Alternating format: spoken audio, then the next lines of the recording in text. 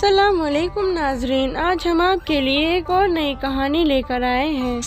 کسی جنگل میں ایک شریر اور بدمزاج جن رہتا تھا۔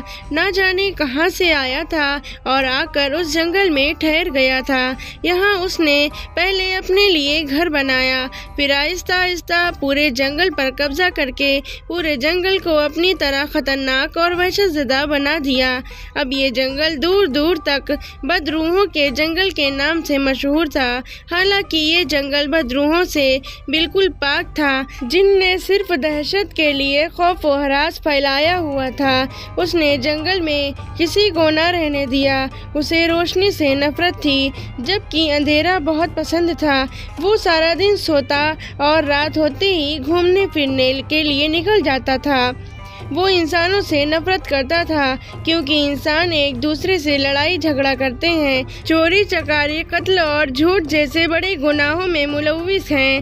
اس لیے وہ انسانوں سے بہت بیزار۔ اس گاؤں کے غریب لوگ محنت مزدوری کر کے اپنا اور اپنے بچوں کا پیٹ پالتے۔ جنگل کے پاس سے ایک سڑک چھوٹے سے گاؤں کو جاتی تھی۔ یہ تمام لوگ اسی سڑک سے گزر کر شہر جاتے تھے۔ دن میں تو لوگ سکون سے اس سڑک پر سفر کر لیتے، مگر رات کو جن انہیں طرح طرح کی آوازیں پیدا کر کے، روشنی جلا کر، درختوں کو زور زور سے ہلا کر، پتھر برسا کر لوگوں کو ڈراتا، مسافروں کو خوف زدہ کرنا اس کا من پسند کام تھا۔ جن ہونے کی وجہ سے وہ غائب بھی ہو جاتا، شکلیں بدل لیتا اور طرح طرح کی آوازیں نکال لیتا، جن کو یہ سب کر کے بہت لطف حاصل ہوتا اور اس کی تشفی ہو جاتی۔ اس جن کی وجہ سے لوگوں نے رات کو سفر کرنا بھی چھوڑ دیا تھا۔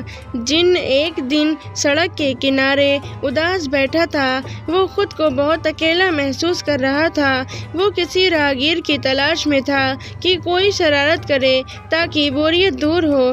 لہٰذا وہ کافی دیر تک دماغ لڑانے کے بعد ایک نتیجے پر پہنچا۔ اب وہ بوڑھے شخص کا روپ دھار کر بستی میں داخل ہو گیا اور وہیں ایک مکان کرائے پر لے کر رہے گا۔ اس طرح وہ بوریت سے بچ جائے گا اور انسانوں کو ڈرانے میں بھی آسانی رہے گی۔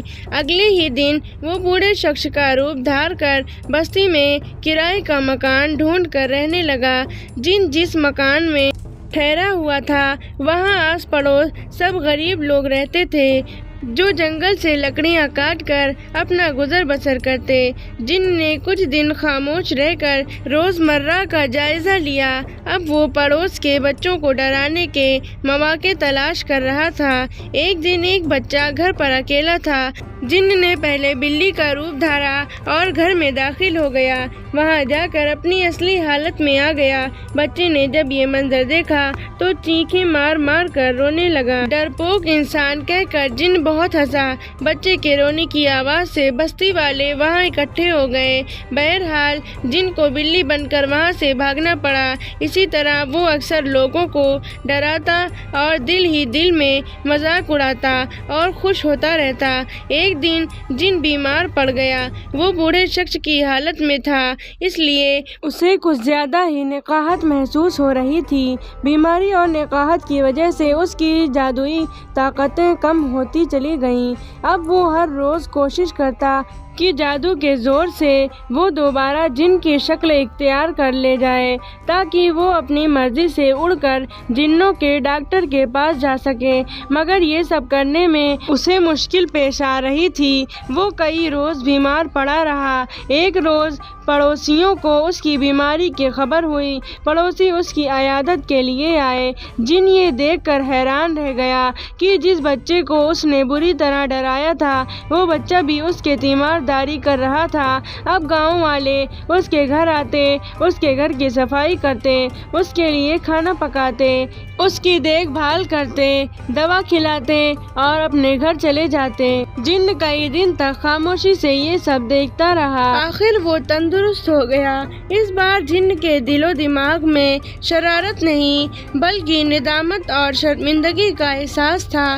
کتنے عرصے سے اس نے गांव वालों का जीना मुहाल कर रखा था। उनको तकलीफ पहुंचाता रहता था, उनकी कीमती चीजें बर्बाद कर देता था, उनके बच्चों को डराता था। मगर अब जब वो इंसान का रूप धार कर इंसानों में रह रहा था तो उसने महसूस किया था कि जिन्हें वो अजियत पहुंचाकर खुश होता था तो वो बहुत बेज़रर से लोग हैं, गरीब और मिस्कीन हैं। इतनी गुर्बत में भी उन लोगों ने उसका बहुत ख्याल रखा, उसे रोटी खिलाई, उसका सर दबाया, उसके कपड़े धोए, उसके घर की सफाई की, उसका भरपूर साथ दिया। जिन अब बिल्कुल सेहतयाब हो चुका था, उस रात वो अपने कमरे में अकेला बैठा यही सोच रहा था कि इंसानों के मुतालिक उसने जो कुछ भी सुन रखा है वो यकीनन गलत है। उसने फैसला किया कि वो वापस अपनी बिरादरी में चला जाएगा और आइंदा कभी किसी को तंग नहीं करेगा, मगर जाने से पहले वो अपनी असलियत गांव वालों को जरूर बताएगा। दिल में तहिया करके जिन्न सो गया। सुबह उठा तो अपना सामान समेट कर बाहर निकल आया। गांव वालों को इकट्ठा किया और उनसे कहा, गांव वालों, करीबी जंगल जो बदरूहों के नाम से मशहूर है, वहाँ कोई बदरूह नहीं बल्कि वहाँ एक जिन रहा करता था जो सबको डराता था, मुसाफिरों को तंग करता और उनकी चीज़ें इधर से उधर कर देता था। गांव वाले हैरान होने लगे। एक बूढ़े शख्स ने आगे बढ़कर उससे पूछा, तुम्हारे पास क्या सबूत है इस बात का? सबूत ये है कि वो भूत इस वक्त आप सबके सामने है। जिन्न ये कहकर खामोश हो गया। सब लोग हैरानी से एक दूसरे को देखने लगे।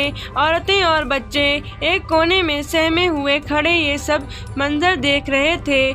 जिन्न ने फिर कहा, जी हाँ, मैं ही वो जिन हूँ। इस गांव में मैं इस नीयत से आया था कि आप सबका जीना मुहाल कर दूंगा, मगर यहाँ इंसान का रूप धार कर मैं हकीकत जान गया हूँ।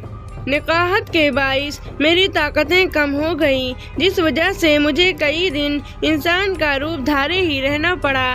मगर इसी दौरान आप सबने जितनी मेरी खिदमत की है, मैं इससे बहुत शर्मिंदा हूँ। मुझे एहसास हो गया है कि आप सब इंसान बहुत अच्छे हैं, मुझे यकीनी तौर पर माफ़ कर देंगे। मैं आप सब से हाथ जोड़कर माफ़ी मांगता हूँ और वादा करता हूँ अब कभी दोबारा यहाँ आकर किसी को नहीं सताऊँगा।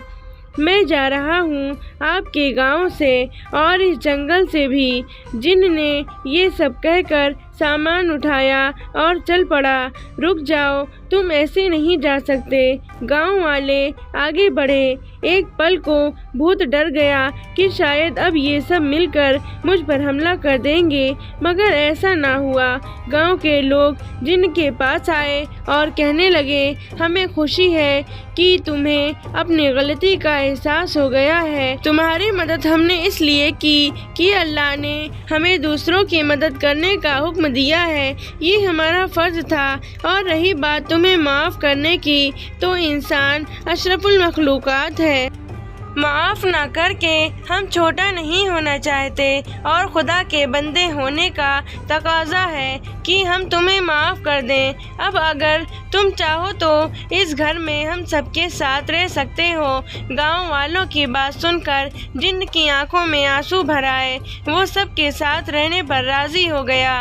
अब जिन गांव वालों की मदद करता, कोई मुसीबत में गिरफ्तार होता तो उसकी मदद को पहुंच जाता, कोई भूखा होता तो उसे रोटी ला देता, कोई बीमार होता तो उसकी खिदमत करता, कोई परेशान होता तो उसकी परेशानी दूर कर देता।